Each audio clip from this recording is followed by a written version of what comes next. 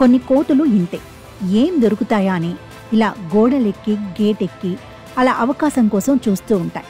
కంటికి ఇంపైన వస్తువు దొరికే వరకు ఇదిగో వాటి ప్రవర్తన ఇలాగే అల్లరల్లరిగా ఉంటుంది. నచ్చిన వస్తువు దొరకగానే ఒక్కసారి ఉరుకుతాయి.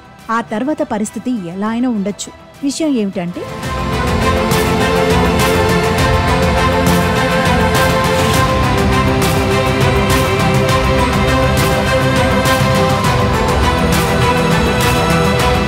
సుమారు 20 లక్షల విలువైన నగలు ఉన్న బ్యాగ్ను ఒక వ్యక్తి నుంచి కోతి లాక్కెళ్ళింది.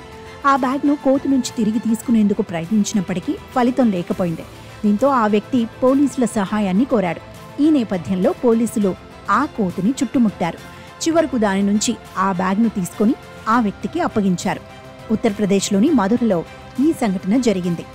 అలీగఢ్కు చెందిన వజ్రాల వ్యాపారి అభిషేక్ అగర్వాల్ తన కుటుంబంతో కలిసి బృందావనానికి వెళ్లాడు. అక్కడున్న పలు ఆలయాలను వారు దర్శించారు.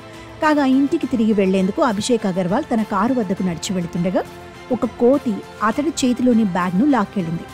ఆ బ్యాగ్లో 20 లక్షల విలువైన ఆభరణాలు ఉండటంతో అభిషేక్ అతడి కుటుంబ సభ్యులు ఆందోళన చెందారు.